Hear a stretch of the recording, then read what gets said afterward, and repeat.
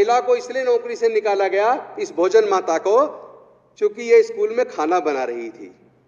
और वहां जिस तरह जैसे ही बच्चों को पता लगा, बच्चे छोटे थे, बच्चे नहीं जानते कौन सी महिला किस जाति की है, खाना बना रही है, खाना चाहिए नहीं खाना चाहिए, ऐसी सोच की सरकार वहां है कि वहां बच्चों ने उसके हाथ का बना खाना खाने से मना कर दिया। और उसके बाद जो कुछ हुआ आपको पता, जब दिल्ली की सरकार ने, अरविंद केजरीवाल जी की सरकार ने इस भोजन माता को दिल्ली के अंदर महिला बाल विकास विभाग के अंदर जॉब देने का ऑफर किया, तब मजबूरी में आके भाजपा सरकार ने उस महिला को वहां नौकरी दी। तो ये पक्षपात, ये जातिवाद इस देश से खत्म होना चाहिए। ये जातिवाद की जड़ें देश को खोखला कर रही है, देश को अंदर ही अंदर खा रही है। माननीय अध्यक्ष जी, ये बिहार के अंदर मतलब काला अध्याय है। जहानाबाद में लक्ष्मणपुर बाथे में 58 दलितों को लाइन में लगा के गोलियों से भूना गया। आज तक दोषियों को सजा नहीं हो पाई।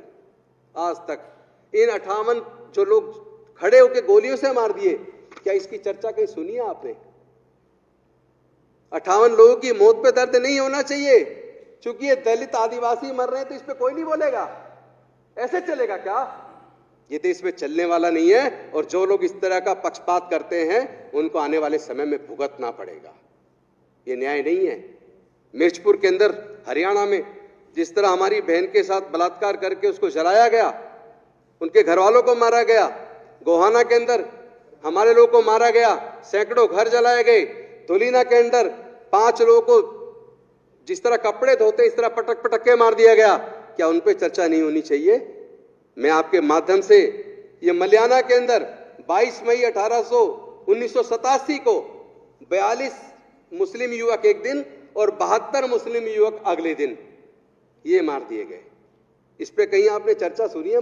मलियाना कांड मेरठ का सुना होगा आपने, इस पे कहीं चर्चा सुनी है?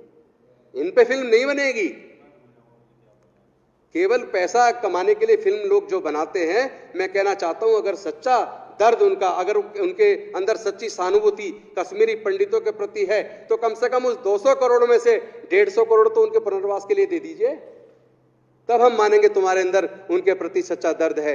माननीय अध्यक्ष जी, इस तरह के दंगों में हमेशा इंसानियत मरती है। ये युवा जो हाथ में औजार लिए हुए हैं, आप इनकी शक्ल देखिए, इसकी उम्र देखिए, कोई तो है जो इनका ब्रेन वॉश करता है।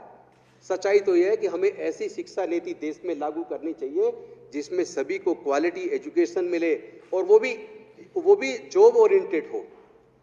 क्योंकि जो बेरोजगार युवक होते हैं, डिप्रेशन के शिकार होते हैं, ऐसे युवाओं का ब्रेन वॉश करके दंगों में इस्तेमाल किया जाता है। ऐसे लोग भी मरते हैं और जिनको मारा वो मरते हैं, लेकिन जो बुद्धि चलाते हैं पीछे से, जो षड्यंत्र करते हैं, जो मरवाते हैं, जो दंगे कराते हैं, वो बच जाते हैं। ऐसे लोगों को सजा होनी चाहिए। अंत में मैं आपका धन्यवाद करूंगा, इस गंभीर मुद्दे पर मुझे आपने बोलने का मौका दिया, और अपनी सरकार को, माननीय अरविंद केजरीवाल जी को, मनीष सिसोदिया जी को धन्यवाद करूंगा।